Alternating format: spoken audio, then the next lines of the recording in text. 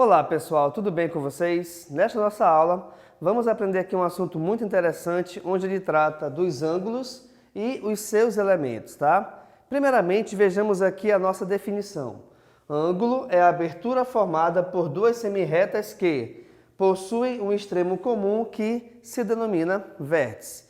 Analisemos aqui esse desenho e vejamos o seguinte, tá? Eu tenho aqui duas semirretas. Essa semirreta é formada por O e A, que é essa semirreta aqui no caso de cima, e O e B, que é a semirreta aqui de baixo, beleza?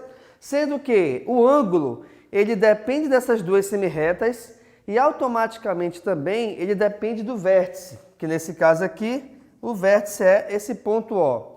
E esse ponto O, pessoal, ele tem que ser comum a essas duas semirretas que formarão esse ângulo. Como assim? Se eu tenho aqui nesse caso do desenho, tá? Essas semirretas que formam essa abertura, elas duas dependem desse vértice O no caso. E logicamente que vamos relembrar que uma reta, ela sempre é infinita. Sendo ela infinita, essa semirreta aqui de cima continuaria aqui para baixo, assim como essa semirreta aqui de baixo continuaria aqui para cima. Sendo assim, esse ponto O, que é o vértice do ângulo, ele pertence às duas retas. Então, pessoal, quando essas duas semirretas formam esse ângulo, reparem que na sua composição, na verdade, nós temos dois ângulos diferentes. Nós temos um ângulo interno e um ângulo externo, onde esse ângulo interno, reparem que o interior dele, ele pertence ou ele está entre as duas semirretas, tá bom? O ângulo externo a esse vértice é o ângulo que está fora da semirreta. Por mais que esses dois ângulos juntos, eles formem um círculo, ou seja, eles formem um ângulo que possui um tamanho, ou uma medida, aliás, igual a 360 graus. Outro detalhe que a gente pode reparar aqui dentro é o seguinte: quando você trabalha com ângulos, ele receberá sempre como nome uma letra do nosso alfabeto, seja ela maiúscula ou seja ela minúscula, mas quando a gente vai reparar que essa letra é referente ao ângulo, ela sempre possuirá o acento circunflexo. Então aqui eu tenho o ângulo D, que a gente chamou, mas por que ângulo D? Não sei, até porque a gente pode chamar aqui de qualquer letra. Eu escolhi D, assim como escolhi esse ângulo externo C, tá bom? Então, esse ângulo D e esse ângulo C. Lembrando sempre que, em relação ao mesmo vértice, atenção, se eu somo um ângulo C com um ângulo D qualquer, a sua medida sempre é igual a 360. Até porque, obrigatoriamente, dois ângulos ou mais que possuem o mesmo vértice, eles têm que formar uma volta completa.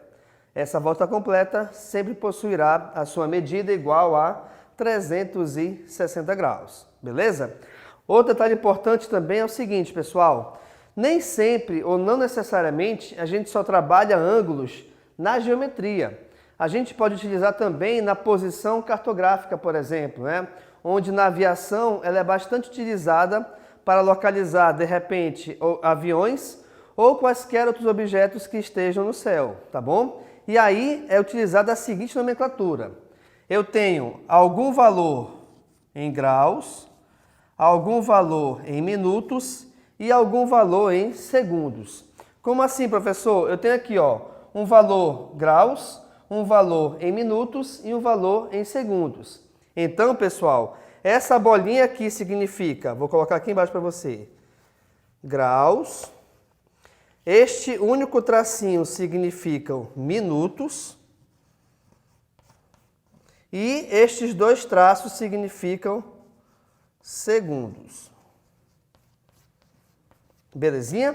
Então, essa é uma outra maneira de nós trabalharmos a nomenclatura de um ângulo, onde essa nomenclatura ela vai te auxiliar também na posição de objetos no nosso espaço, no espaço aéreo aqui do Brasil, tá bom? Então, por exemplo, eu tenho aqui, olha, 32 graus, 17 minutos e 40 segundos. Então, essa nomenclatura que me dá a posição em graus, minutos e segundos, ela é bastante utilizada na nossa aviação.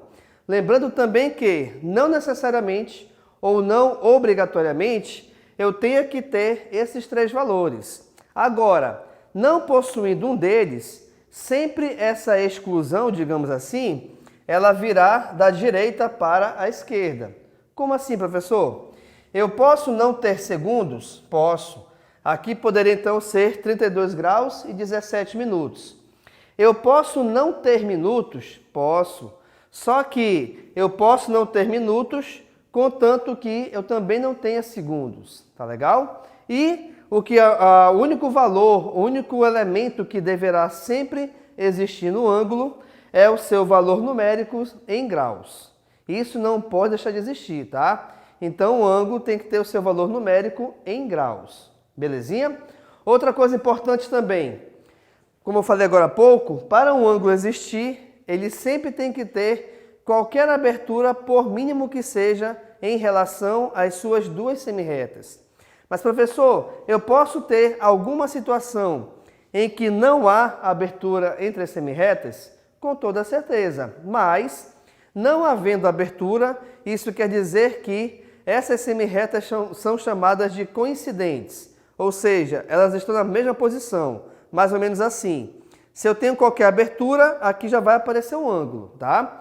Então, se elas não possuem abertura, primeiro que o seu valor é 0 grau, tá bom? Segundo que isso só vai acontecer quando as semirretas forem coincidentes. Elas estão na mesma posição exatamente. Isso quer dizer que todos os pontos que pertencem a essa semirreta também pertencerá a outra. Legal, pessoal? Então, nesta nossa aula, nós verificamos rapidamente o básico sobre ângulos, onde nós vimos a sua definição de ângulo, os seus elementos, onde são identificados o vértice, as 2 semirretas que formam esse ângulo, bem como o seu ângulo interno e o seu ângulo externo. Lembrando que a soma desses ângulos, interno e externo, em relação ao mesmo vértice, sempre terá como resultado igual a 360. E outra coisa que nós vimos aqui foi o outro tipo de escrever, ou a outra maneira de escrever o nome de um ângulo, onde ele passa a envolver graus, minutos e segundos. Ok, pessoal? Então, muito obrigado e tchau.